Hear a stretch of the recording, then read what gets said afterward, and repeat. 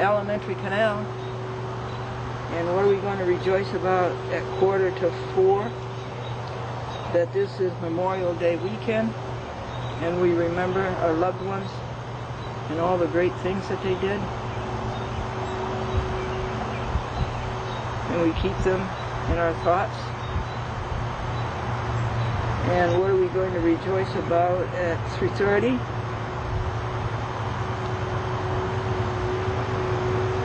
The new green leaves, the new green trees, the new green grass, which is so beautifully tender green at this time of year. You give me one. How about for 3:30? 3:15? The lilacs. It smells so sweet. The tulips. I guess they're gone by now, but they're so beautiful. The flowering crab trees, the azaleas, the rhododendron. Why does God bother to give us such a beautiful word?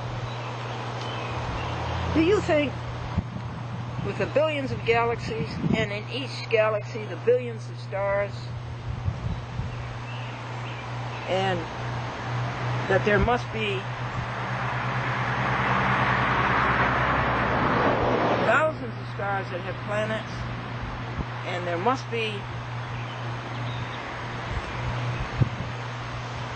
a planet where the creations are nice, and you don't have all this evil stealing and lying and this evil cheating, and people are good, or if there are people, whatever creation they are good, and they aren't like us, and we have to struggle every day to do what is right. Now take our planet, or take our star, the sun. Hydrogen changing into helium, giving off heat and light. And it hits our planet called Earth. And somehow or other those hydrogen atoms form water. First of all, the hydrogen atoms form oxygen. And the oxygen and the hydrogen get together and form water. And then we have all that soil, all that earth.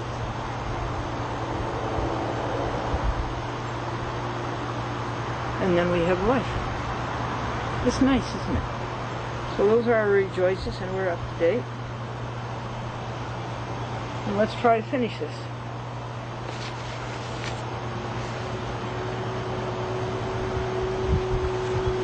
Attachment 10 is done. Come here, sweetie. And now we go to attachment 11.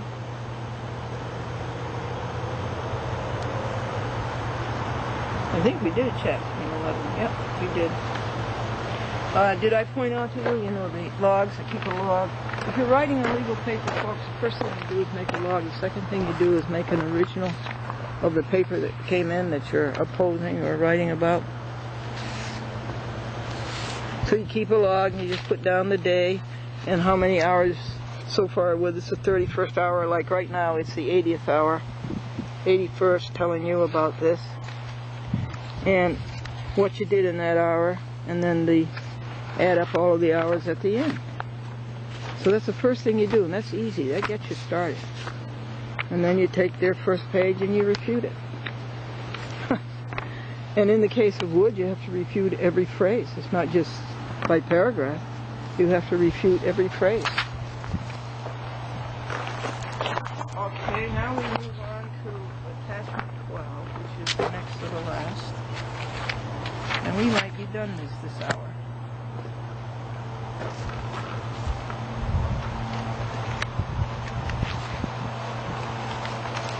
It's a nice breeze that just blew the papers all over the ground. Attachment 12. Glendora has uncovered over 100 bad judges in the last decade. Municipal, state, and federal. Wood must be one of the 20 worst. His judicial genuineness is 0. A few receipts, quote unquote, Wood says. Wood misrepresents.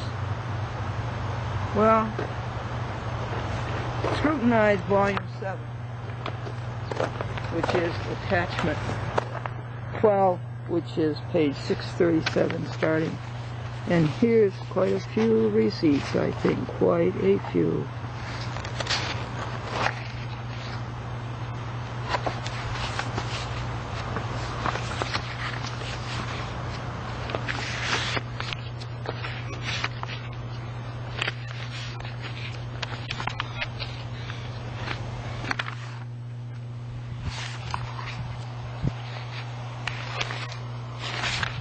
I have what must be the longest postal receipt ever. $95 for these worthless minutes. A few receipts, she says. That's another lie, Wood. I think you get my drift, folks. This receipt I have on the wall is well, I can't show you on camera. It's from here down to the ground. This is taller than I am. On one of these wood. Now, fiascos. This is page 697 to the end, 726, the last page, and it's jot thoughts, and it's PP 55 Hofa. And it's page, as I told you, 697. This is the last attachment. Hey, no continuity. It's a good idea to rotate judges. They go around in circles anyway. But when Wood left small claims part, he should have taken the case with him. That's an error. When Doran left small claims part, he should have taken the case with him. To make matters worse, Wood was too lazy and too negligent to read the file of what happened when the case was with Doran III. That is another 400 pages in addition to the within 400, too expensive to print and to do it. In other words, I did not include the Doran pages, the arguments that were sent to Doran. And you cannot read it in the clerk's office because of the gangsterism of Wood and Picasulo, that would be Anthony.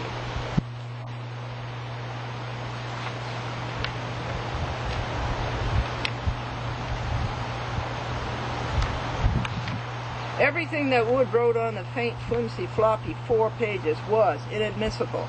The lack of genuineness of the judge, Wood, is abominable and disgusting, and Glendora shrinks from it in horror. At trial, were there any witnesses sworn? No. Wood did not even put Tybot on the witness stand, nor did he put Glendora or Sawrock on the witness stand. Nothing was done under penalty of perjury. But herein Glendora solemnly declares that she has told the truth, the whole truth, and nothing but the truth. So help her God. The prayers that Glendora sent judge, defendants, and liar for hire have not penetrated their adamantine hearts. Yet, we will have to pray more ardently. Bad as they are, my dear folk, they are redeemable. Judge Arthur Doran III was all wrong in allowing a year of extended motion practice. He also allowed Sawrock to destroy his self-possession and get so confused. But after Glendora's many demands, Doran III corrected himself and ordered a return to trial.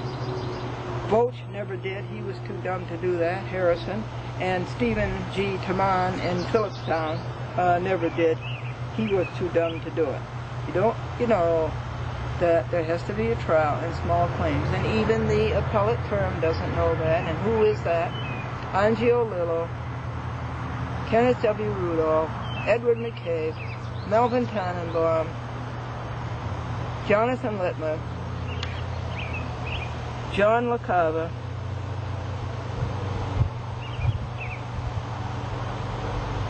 is that all? There's supposed to be six dummies in the appellate term. Savarino showed incontestably that her guilt her guilt by returning all legal papers addressed to her. That's fugitivism in addition to her trial fugitivism. She even returned papers addressed to others, defendants, and that's postal fraud. Wood's fulsome flattery of the appellate court to get on their good side is obsequious and very ugly. Courts are supposed to protect people. They fail totally. Cablevision is big in Yonkers. Glendora has reason to suppose that we'll remember in November. In other words, Cablevision hands out the support money for elections. What the appellate term did was a cheat. What do you do when the judges doing the judging are worse than the judge being judged? Say again. What do you do when the judges doing the judging are worse than the judge being judged? Watch carefully how appellate term ghostwriter will slither around this one, Woods. How much did Sawrock have to pay to get Wood to violate the First Amendment? No more cases in Yonkers court. I have a First Amendment right to petition my government for redress of wrong. They are so constitutional, they belong 6 feet under. It does not fit. Glendora is Satterley's annuity bringing cases against Cablevision. It seems that Cablevision has stopped paying Satterley for the messes that they made out of Rye, White Plains, Harrison, and Phillipstown, and Yonkers. And Sawrock and Satterley Callaghan had to pay out of their own pockets. You see, all the cases that I bring against Cablevision are good for liar for hire, Satterley, Stevens, Jerk, and Jerk, because they get paid by Cablevision to defend Cablevision against Glendora. So why are they asking that Glendora not file any more cases? That's their annuity. What's a Park Avenue lawyer doing in small claims court anyhow? Is $5,000 so big to a Park Avenue lawyer? I think they get $800 an hour. Why did Wood, Sawrock, and Satterley lie about Carmody weight proof of authority to represent Savarino and Sulaco? What are they covering up, and what are you covering up, Wood? Wood, Sawrock, Savarino, Sulaco, DeCrenza, Lewis all acted in bad faith, and their record is forever. Under penalty of perjury, Glendora cheerfully asseverates that she acted in good faith. Further, Wood will have to be sued for punitive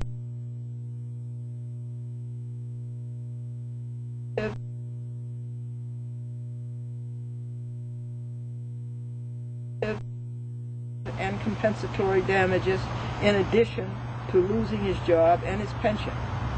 He gets circa $80,000 a year, and that's outrageous. He owes $80,000 for the harm that he has done the courts. Now, I want you to see this. This is www.jailforjudges.org. I want you to know about this website. www.jailforjudges.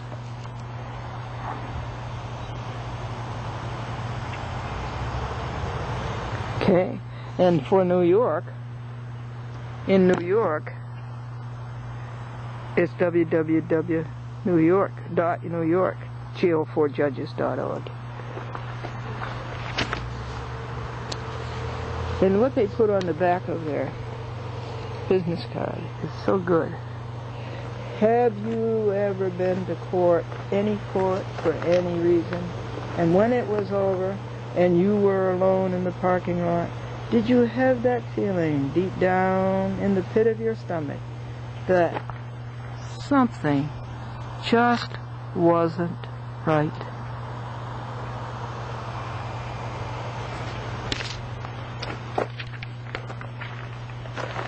Well,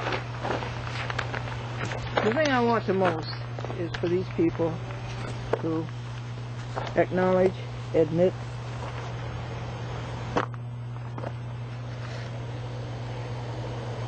atone, regret, restitute.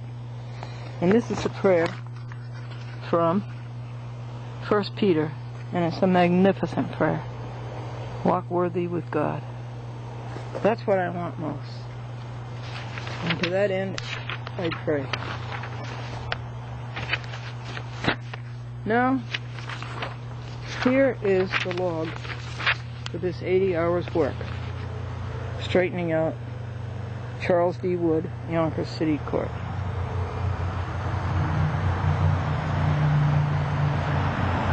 There's a date, the hours, and what was done. And this log is 1, 2, 3, 4, 5, 6, 7, 8, 9, 10, 11, 12, 13 pages long. And I had to go down to Staples, and I had to buy 6 reams. Excuse me. They're cheaper at Walmart. I had to buy them at Walmart. And I had to buy pens. Those are the most recent receipts. And here's some more. And an ink copy cartridge, which I gave my driver for taking me down there. And what's this? More pens. The others were pen fillers. Those are the most recent. It happened this week. This was from Arthur Duran. He told Sarok, oh, he had a motion practice schedule, and the clerk came along and said, Sarok, you can't hand this in because this and this and this, and then she realized her mistake. So you can't make any more mistakes than the Yonkers City Court. Error and abusive discretion, misapprehension, miscomprehension, and misapplication. And this is a notice of appeal with attachments, together with being a judicial notice on Charles D. Wood. The judicial notice is that you have violated the Constitution of the United States, the Constitution of the State of New York. You have perjured your oath. And under penalty of perjury, Glendora zestfully affirms she has told you the truth, the whole truth, and nothing but the truth, so help her God. And Charles D. Wood has not. Further, she affirms that she served these 100 pages with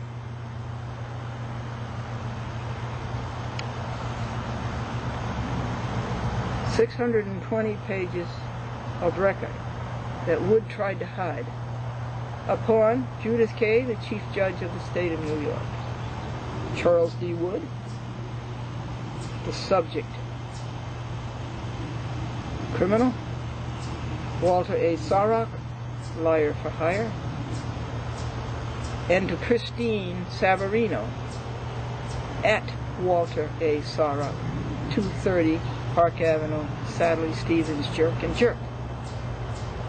To you, the all-important Glendora TV audience, and to the Glendora Internet audience, to the Commission on Judicial Conduct, to the Flynns, Margie and John, and one copy for who to sue.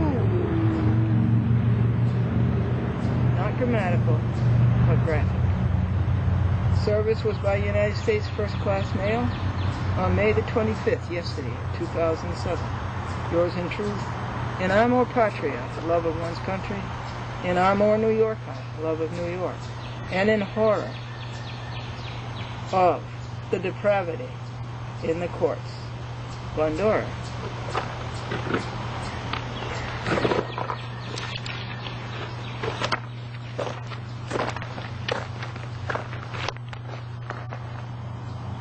A signature you can read, and protected by the Uniform Commercial Code, Article 1, Section 207, the common law. Now, here's the log since we finished writing and posting it. And this is the hour right here where we are on May the 26th, Memorial Day Saturday. We started at 3:20 p.m. and we're finishing at 4:20 p.m. It's the 5th hour today, and the total hours are 80. God of grace and God of glory, on thy people pour thy power. Crown thine ancient church's story, bring to bud her glorious flower. Grant us wisdom, grant us courage, for the facing of this hour, for the facing of this hour.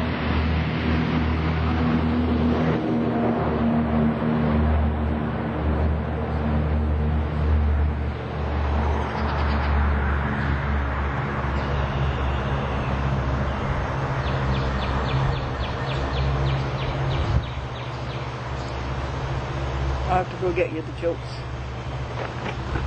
Hold still.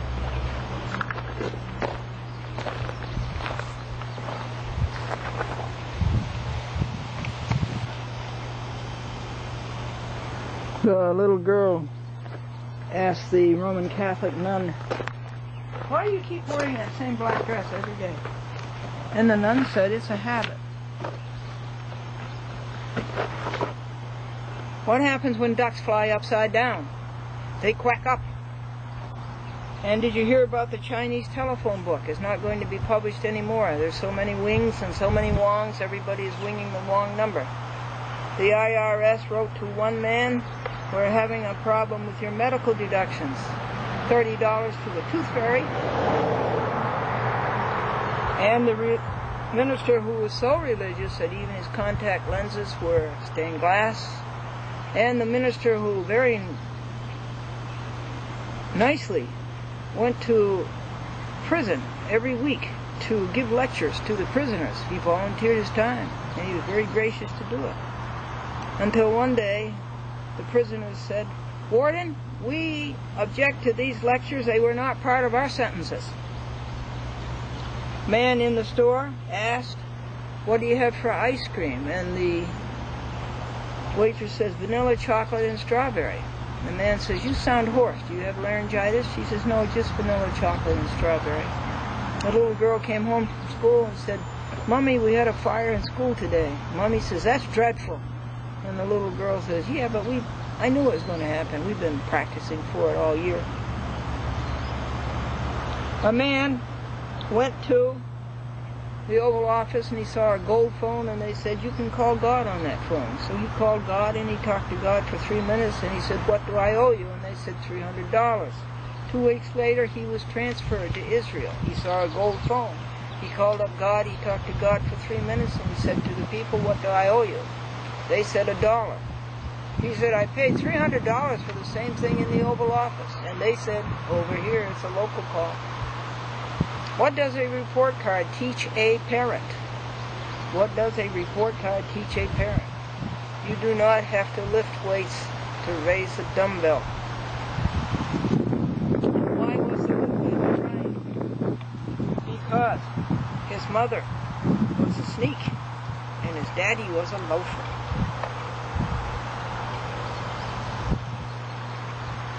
Let me see if there's any other announcements here. There's only 2-3 minutes left on this program.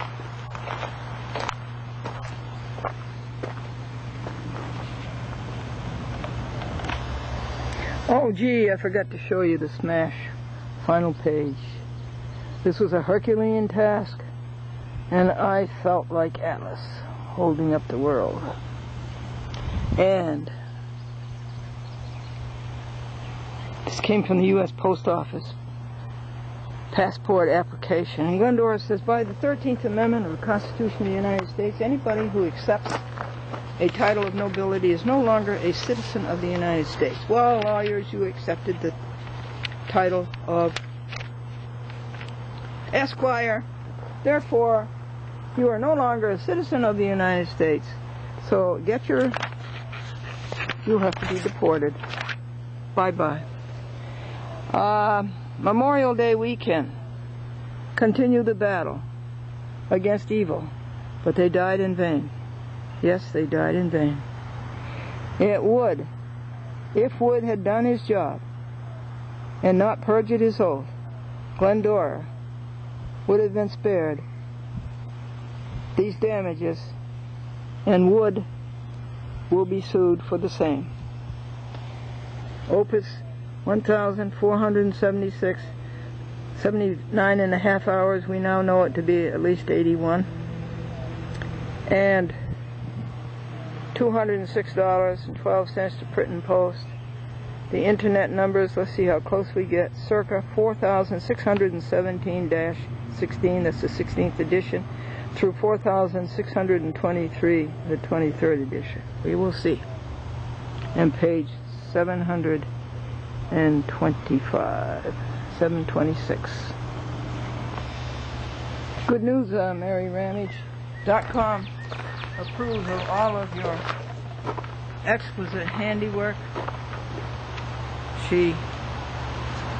This was on my legs when I lay down, and she comes and she gets on it, and she smelled it, and then she started the love fingers and purring. So it's a winner. But this is a pillow sham.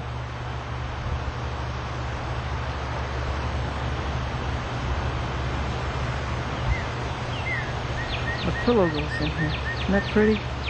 What a lovely thing. She takes a string and she makes something out of it. That's just a piece of string. And by doing this and this and this and that, look what she makes. Isn't she amazing? Mary Ramage in Mohegan Lake in the Yorktown system. And these are little kitty blankets. Little kitty pads. One for Sebastian and one for .com. Thank you, Mary Ramage.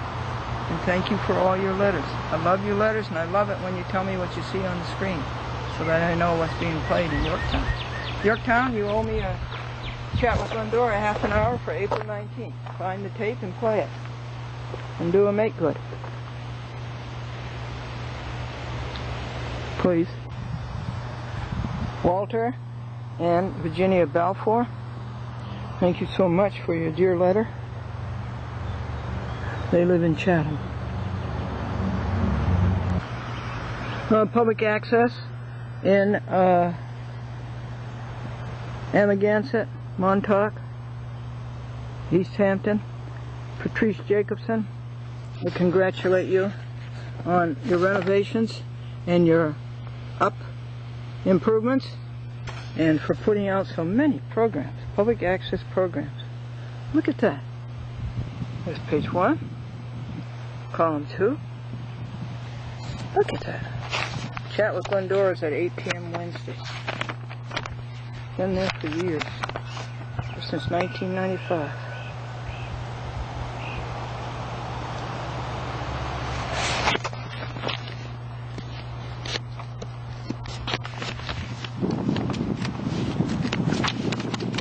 So many programs.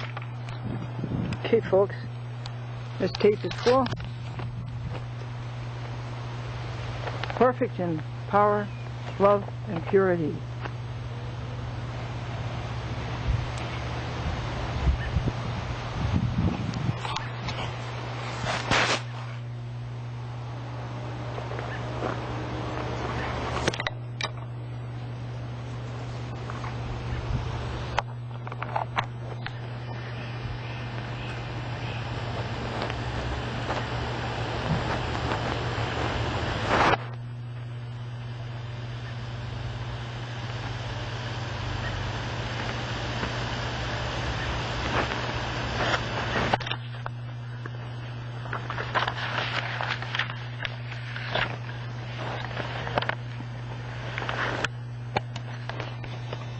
A motion for re-argument.